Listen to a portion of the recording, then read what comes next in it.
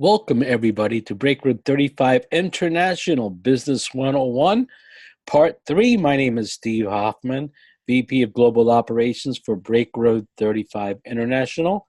Have a lot of information in this training today. Only 4 topics, but we're going to cover quite a bit. So let's get started right now. The topics we're going to discuss are personalities. There are 4 types, your vision, events, and follow-up, which I feel is probably where most people lack in network marketing skills. So we're going to cover that so you give you a better idea of how you can succeed in that area. Let's talk about the personalities. As I said, there are 4 different personality types, and they are average, self-centered, role model, and reserved. And these, what you want to do and you want to know is you develop your personality during your first 2 years of life when you're a baby. They do evolve, though, as you get older. You can slightly change and you can add part of one. Like you could be role model and then take in some of the average traits as you watch and you observe and you see some of the likes. So there is a mix and as you grow, as you get older. But your first 2 years of life is where you're really developing your foundation for your personality. They also go by colors. They're color-coded. Some people have studied the animal. They have different types of animals that describe the personality. We're going to use the color approach along with, as you see on your screen here, the colors coordinate. The role model is red. The blue is average. Yellow is self-centered. And green is reserved. Some terminology about personalities that you need to understand. And they're based on this. Your personality is based on these categories. Neuroticism, the tendency to frequently experience negative emotions such as anger, worry, and sadness, as well as being interpersonally sensitive. Then you have extroversion. A lot of your personality is based on the top 2 here. The tendency to be talkative, sociable, and enjoy others. The tendency to have a dominant style. Openness, the tendency to appreciate new art, ideas, values, feelings, and behaviors. Agreeableness, the tendency to agree and go along with others rather than assert one's own opinions and choices. And conscientiousness, the tendency to be careful, on time for appointments, which is extremely important when you're in business, to follow rules, and to be hardworking. That last one here, we really need to, all of us have some of that in there, or all of that as well, if you don't have it. So let's break down each personality. The red, which is they call the role model, scores low in neuroticism, which is good, and high in all the other traits, which could be a mixture of good and bad. The likelihood that someone is a role model increases dramatically with age. So you become more of a role model as you get older. That's because of your learning experience. These are people who are dependable and open to new ideas. These are good people to be in charge of things. In fact, life is easier if you have you have more dealings with role models. Now here it says women are more likely than men are to be role models. And what I found in network marketing, it's almost the opposite. I'm looking at the red personalities, and it seems to be more, maybe it just depends on the field that you're in. They'll take risk. High-risk takers can be very aggressive and like to take charge. Many leaders in network marketing are red personalities. So again, that's somebody that will be a leader in the business. Blue, that's average. High in neuroticism, which you have to cope with at times, but it's okay. And extroversion. So they do like to go out there and talk to people, which is good. While low in openness, females are more likely than males to fall into the average type. And yes, that is pretty true, even in network marketing. Very social people. Love to party and go to events. You'll find many blue personalities in network marketing. They don't like to be alone. Again, they're partiers. They're not loners at all. Very good for network marketing. They love to interact with other people, which is important when you are in the network marketing industry. Yellow, self-centered, score very high in extroversion and below average in openness, agreeableness, and conscientiousness. So that's not really great for this industry. These are people you don't want to hang out with. Usually they're not very likable. There is very dramatic decrease in the number of self-centered types as people age in both women and men. So they do get away from this as they get older. They're less self-centered, and that's due toward experience. Very analytical. Now you're probably starting to say, oh, I know people like that. They want to research everything before they do it. They tend to look for the negative more than the positive. Not very good for network marketing.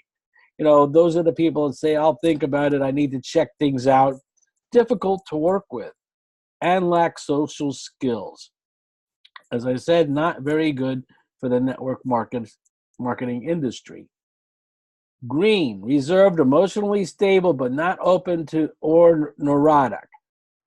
They are not particularly extroverted, but are somewhat agreeable and conscientious. Just like the color, they're a mix of yellow and blue. When you mix the two colors together, you get green. They are analytical, but not nearly as much as yellow personality. So that's good. You need to have some people like this on your team. You're mixing it up. They will enjoy some types of social events, not all, usually smaller events, not the larger events, but also like to have time for themselves. Now, they can be loners at times, and so can the yellow as well. Now, there are personality temperament tests you can take online. You can look for that. You can search personality temperament tests and see what personality you are. You could be a combination of one or two of them, sometimes even three. Let's get to vision. You're an architect of your business. So you need to see it before you build it. And people say, what is that? Well, when architects, they design a plan, they necessarily don't have their vision in front of them at the moment. As they design their plan, the vision is moving forward. And sometimes they'll change it and get different ideas, but they haven't built it yet. It's just on paper. It's a plan. But in their head, in their mind, they can see it. They know exactly what it looks like. Same goes for when you have people that are flipping houses. They'll buy a house that looks terrible, but in their mind, they have the vision to know what it's going to look like when they're done. Walt Disney, you probably know who he is, the creator of Disneyland and Disney World, also Epcot Center. He died in 1966, and Epcot Center opened in 1982. He was the designer, the architect of Epcot Center. And people, they kind of steered away from him. And they also say that it was a shame that he never got to see Epcot Center. But he did. He saw it in his mind. And when they tried to develop Epcot Center, they steered away from his plans. And they realized it wasn't going to work. So they went back to his drawing board. And what they actually did was recreate his vision. So he did see it. He visioned it. He was the visionary of it. So it's not that he died before it was built. He visioned it before he died. So he did get to see it.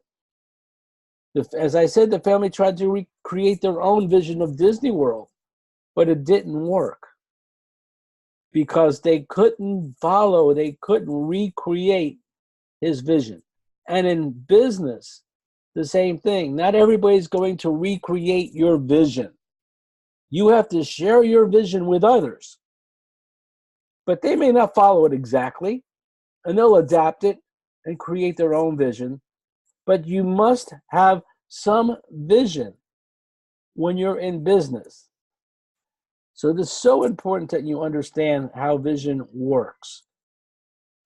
What is your vision for you, or what's your vision for your business? Do you have one?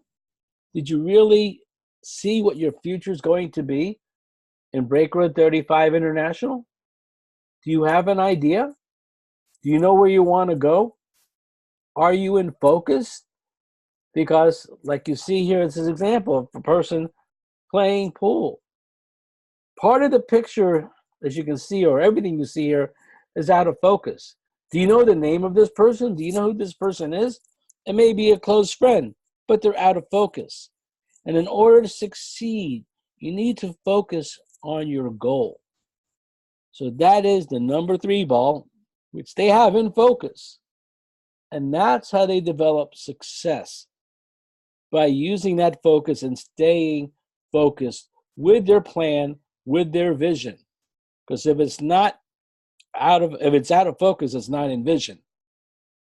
Do you have a realistic goal? And when I say realistic, you have to think about it. Some people tend to set goals that are impossible. And someone told me they're going to be diamond before the end of 2018. And this is October and they weren't a sapphire yet. Is it possible?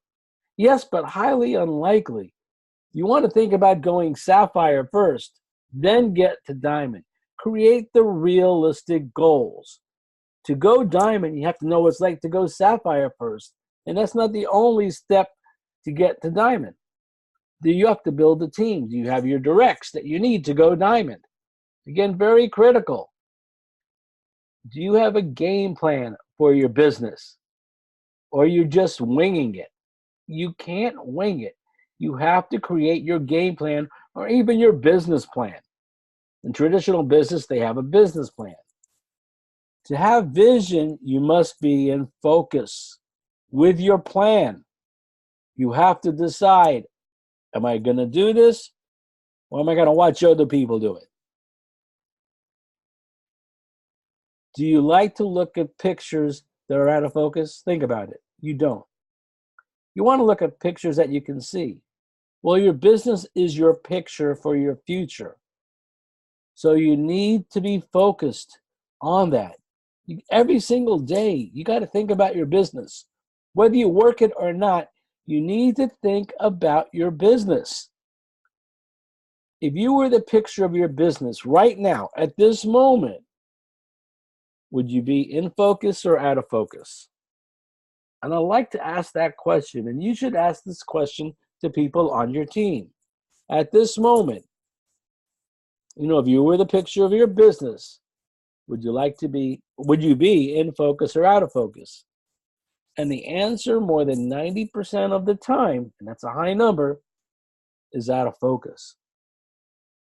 We're not trained to do business. We're not trained to do network marketing unless you take the classes.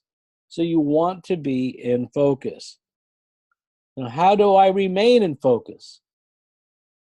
Well, it's really simple. As I said, just think about your business every day. If you're not going to work your business, could you devote 15 minutes a day to thinking about it? Just 15 minutes. That's not a lot of time. You could be taking a shower, thinking about your business. Whatever you may be. It could be while you're eating lunch, thinking about your business. Taking a break. We spend more time watching TV than we do thinking about our business. The TV is not going to make you any money. It's not going to help you build. Events. These are important as you grow your business. And there are different types of events. Demos, which is our demonstration. You need your demo kit. So think about it again. Planning. What is in your demo kit? Well, obviously, you need your regular sanitary napkins, fluorescents, and you need the competitors. So which competitor are you going to use? We don't mention the name of the competitor's pad. You don't want to embarrass them. Also, do you have your syringes? Are you going to use syringes? What type of cups are you going to use? Are you going to use thin plastic clear cups? They need to be clear. I started off with the clear, thin plastic cups, not very large. They don't need to be big. They only need to hold just a little bit of water. Now, when I do it, I like to use 90 milliliters of water in the cup. The syringes are 60 milliliter syringes because I have 50 milliliters in there. I switched to the harder plastic clear cups because they're reusable. Makes sense. They don't need to keep buying them. If I run out, I don't need to go to the store and get some, or I may have gone somewhere and forgot to get them. The plastic cups are a little bit thicker. They're permanent. You can wash them, and they're reusable. I have two small ones, and I have a real large one I use to put the water in to fill in the small ones. I use the syringes to fill those as well. So 50 milliliters I use for the syringe when I do the demonstration, and I had 90 milliliters inside the cups. Some people use different amounts. I just like to use those amounts. It seems to work very well for me. That's how I was taught, so that's what I use. Do you have paper towels? Because you're going to need them. If you're using a product, a competitor's product that's not very good, I sometimes put one paper towel between Pure Essence and Brand X because theirs may leak all over the place. So I want to make sure there's something there. But I also have extra paper towels for people because I want them to touch the pads, both of them. Their competitors, Brand X and ours, to feel it. I also need to place paper towels on top of them so people can see the difference because not everybody's going to come up and touch them. You want to get as many people up there to touch them as possible.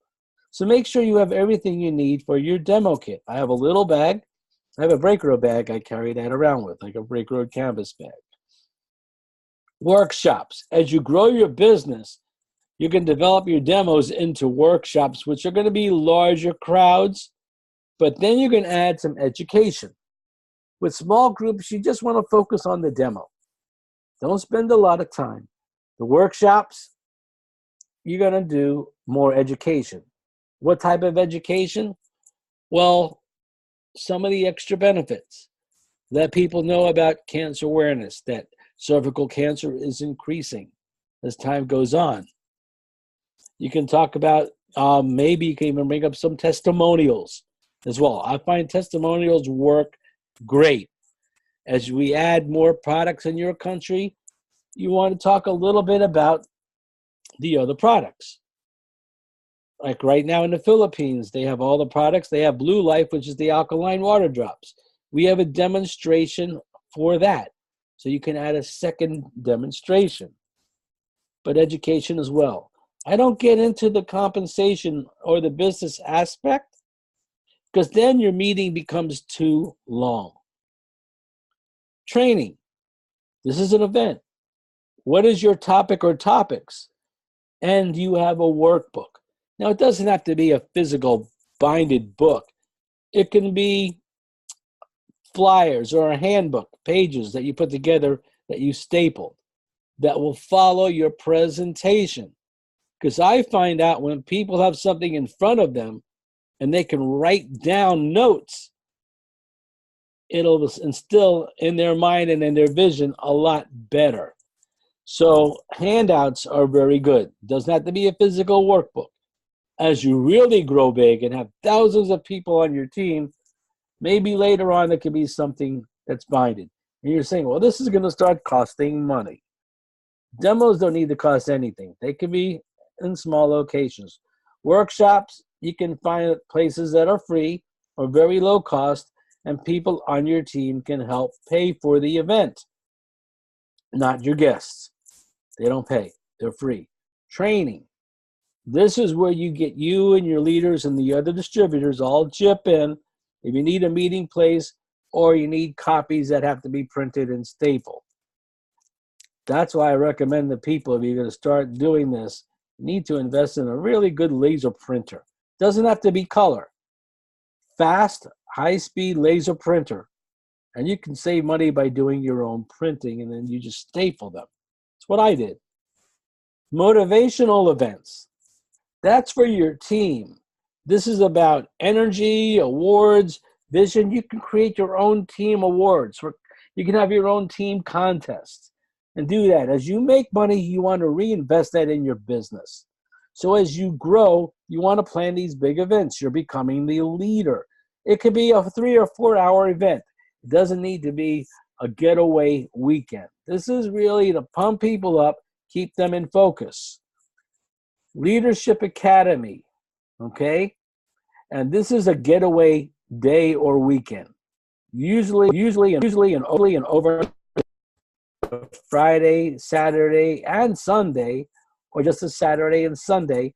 You plan it as you grow. This is about your team. This involves training, having fun, getting to know each other, building your business, your game plan, all of what we're talking about here. So you can build that business and everybody chips in. You're going to charge a fee for this that they pay, and it's usually a getaway, so it's not going to be real cheap. They can share rooms. You can save money that way. And I've been to some of them. The companies put them on. Now I see the Diamonds are doing their own, and some people less than Diamonds are doing that as well. I would probably wait till you're a Diamond or higher to start doing these academies, because you have to learn, you have to plan it. You have guest speakers, by the way. And if you invite a guest speaker from another team or somebody from the company, you have to pay their way. So again, you and your team chip in. You pay for them. They're like the guests. They're the highlight. And that helps as you grow. It makes you look like a stronger leader as well. Regional events. These are the leaders putting a big event for other distributors. So this is a group of leaders. This is something big. This is like a territory. And every country has their own regions and territories, so it's hard to give one example for everybody. But this is where you'll have maybe hundreds or 1,000 people or 2,000 people. Okay? This is a pretty big event. And of course, you're going to charge a fee, and there'll be food, and it's a few days. Team events. This can be business or social. Having fun. Like you can have a food drive for the needy, something that's charitable. I did one, I'm doing another one just to feed the needy. It doesn't cost much. We're reinvesting something that we make. You could have a social event, a party. A lot of people had Christmas parties. You could have different types of parties with your team. I did that all the time. I had parties all the time because that makes people feel a part of something they don't want to leave. You're developing not just a business, but a friendship, partners in business. When it comes to doing events, vision is also involved. Now, vision I'm referring to here is what people can see. You need to plan. I should be plan out your event. Sorry for the typo. We need to plan really our event as well. Either word probably works. And that's what I was thinking at the time that I wrote this. So, but it really should be out your events. You have to plan it. What is your event going to be like? And planning means from your venue, the day, the time, what's best, what you're going to talk about. There's a lot that goes and getting involved with that you have to be involved with when you're planning your event. When doing a demo at your event, people need to see it. It's about their personal vision of the demonstration. If you're doing a demo, when you have 50 to 75 new guests there, they're not all going to be able to see it. They can't get close. You want to get them as close as possible. Guests should always be as close to the front as possible, not sitting in the back of the room. They're not going to pay attention. They're just wasting their time and your time. So get the guests close to the front. Now, if there's too many people at your event, if it's big, you have to start planning ahead. A camera with a projector and a screen. And what you do is you have the camera that's going to be where on the table where you do your demonstration. So people that are further back can see it. Camera's plugged into the projector is shine on the screen. Again, it's not the best way to do it, but if you're getting too big, which is also good, people that are further back can see your demonstration. Because what's going to happen is your team's going to start inviting people. We'll invite more people. It starts duplicating and it starts compounding. Otherwise, you can do a lot of small events. You divide up your team and do it. But you're going to get to the point, I've already done an event where we had 110 people. It's just going to be that way. It's going to get that way. How do you make that happen? Well, it's by organization. Some of those people that are on your team with the personality of being organized, if you're not, get with them. They can also help you do that. But you're doing this as a group effort with your events when you get to this part. So you work with your team. You have a budget. What do you need? What is your setup going to be? All this is involved in planning an event. It's not the easiest thing to do, but it's a good experience as you grow. And it all depends on the size of your event. Some events are very simple, very easy, like a demo. It can take a few minutes to plan that.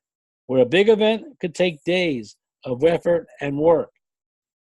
In the beginning, it's best to start off small. It's much easier. Don't plan your big events early. Even one-on-one demos are good enough in the beginning. As you grow, you may need technology and equipment. We already discussed that. A camera, not a cell phone. Well, you can use your cell phone if you mount it to a stand. That's a possibility, but it can hook up somehow through Bluetooth or a cable to a projector.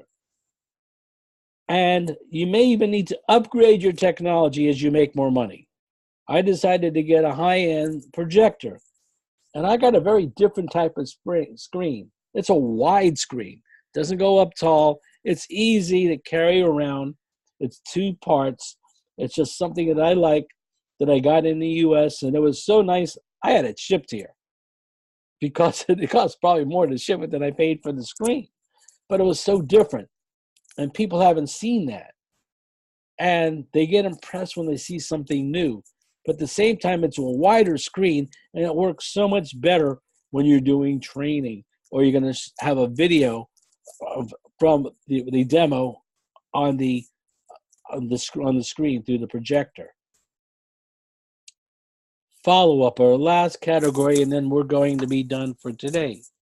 Okay, as you see now, it says follow-up sales for the sales statistics, but this is also, I found, really about the exact same numbers for your team building. Team building and sales are almost relative when it comes to the numbers. 2% of sales are made on the first contact. That's it. That means 98% are not.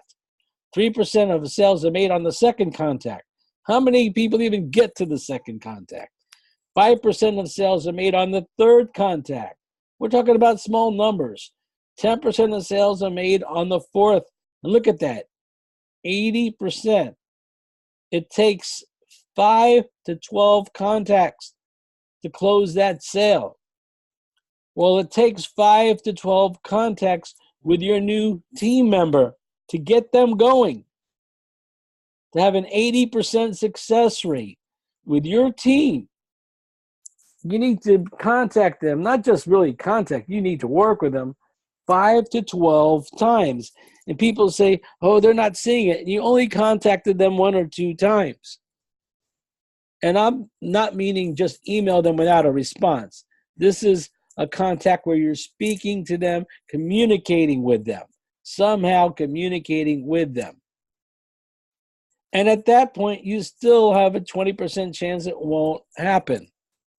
So now you know the numbers. What do you need to do? 5 to 12 times. 48% of people never follow up with a prospect. And I say people, I don't say salespeople, because I'm relating this to what we're doing as well. And the numbers are the same. 48%.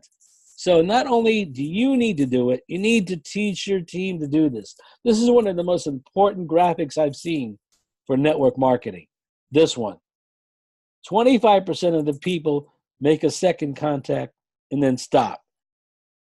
And 12% the people make more than 3 contacts. Right now, on my own personal research, less than 5% do that 80% number. In network marketing, it used to be 20% succeed and 80% don't. Now it's 5% succeed and 95% don't, because online took the personal aspect away from it. We need to get back to old school. We need to be personal with the people somehow, even if you're online with them. Call them on Facebook. It's free to do that. Speak with them. I'm doing that with people in other countries, getting to know them. Let's move along here and really study that graphic. This is what can make or break a business. Follow-up. Most people fail in network marketing because they don't follow up. And that's what you need to understand. It's part of your business. It's not just going out there and finding somebody new. Well, great, you found them.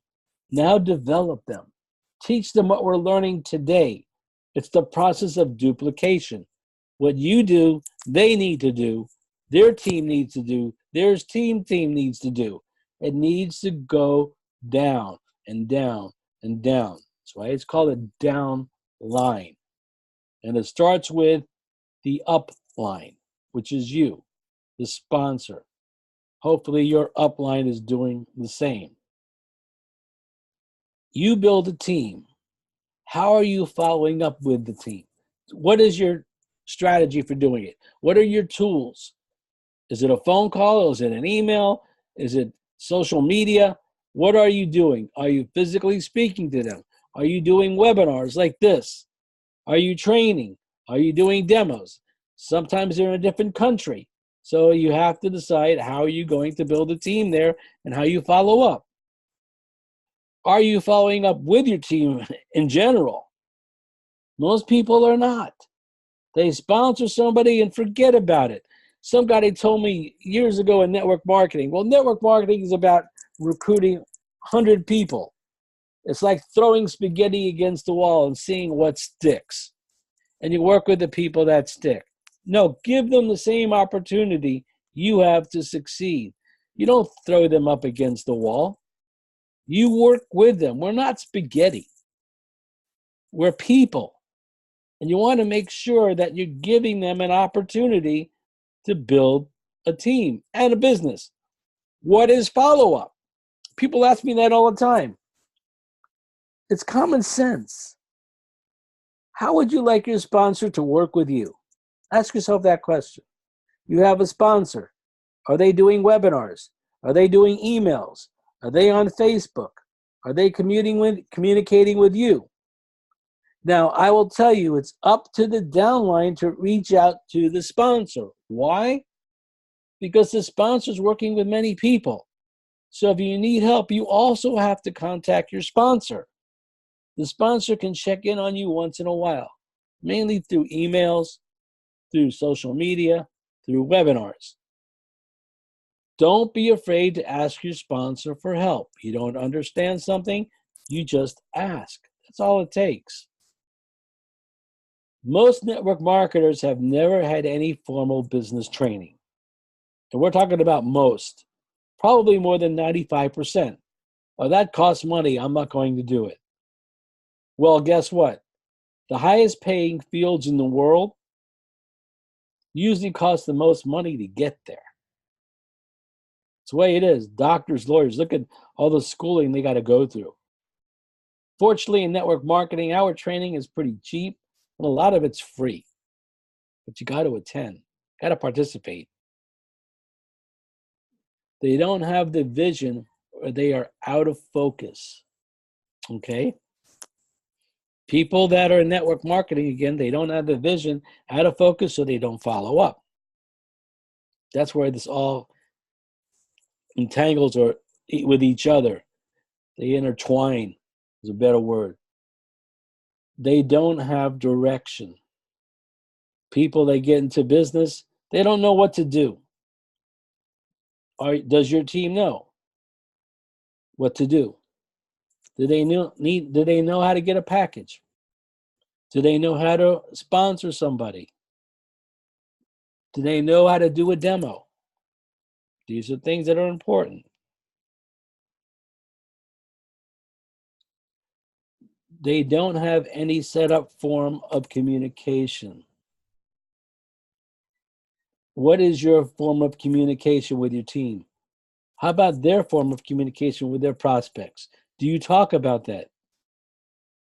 What is set up? And I don't mean like a form, like a piece of paper. The form of communication is the method of communication. Like some countries, they take words differently, so I need to explain it. Accountability. Are they active? Are they doing anything this week? Are they busy? Are they working at it? These are things that you need to know. How busy are they? So most people, they don't even think about the business. So you can also make them accountable, have a report if you want. That's up to you how you do that. Identify who you need to follow up with. As you're working with them, you're going to see who's serious, who's not. And you get excited when somebody keeps contacting and reaching out to you. That's a good thing. Some people think they're bothering you. The first thing you want to make clear, if it's business and they're contacting you, they're not bothering you. As long as it's something that needs to be answered. Okay, their daily report of what they're doing each day, no, that's overboard. You don't need to let them know. They don't need to let you know what they're doing on a daily basis. Oh, I talked to this person or whatever. No, you don't need to do that. But they need to follow up with you, and you need to identify who you're going to work with out of your group, because not everybody is going to succeed. I came up with this saying in 1993. If you can't change your people, change your people. Which means is some of the people who are not cut out for business, they sign up and they forget about it and they join another program, and then you look and see they're in like 10 different programs. You can't do that because they're never taught how to do business. You can't do 5 or 10 network marketing programs at the same time. You just can't. Find something you like that you believe in and you do it. With BreakRoad, we have such a great product. Most network marketing companies don't have a product as good as Pure Essence. They don't. You focus around that. And if the people don't see it, they can't share your vision. If you can't change them, then change them by finding somebody else. You don't want to stick around the same person and try to convince them for month after month. It's not going to work. It all starts with you. Don't just sponsor someone. Build a business with them. Work together. Some people just go out and, I sponsored 5 people this week. Well, great. What are they doing? Oh, I didn't talk to them. I just sponsored them. It's not a contest to see how many people you can sponsor. It's about building a relationship and a business with them. As we do now in every training, compliance. And this is what the company wants. When promoting BreakRoad products or just one individual product, you must include the following.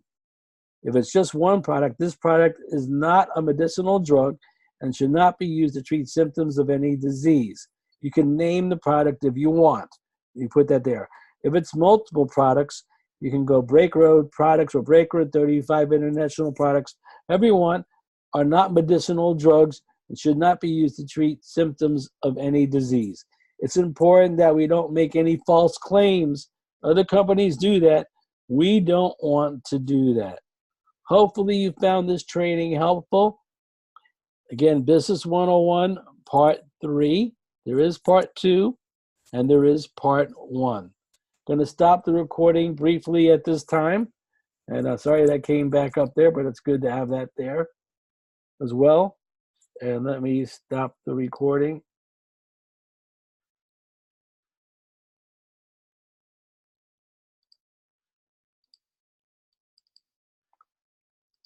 Try to do this up here.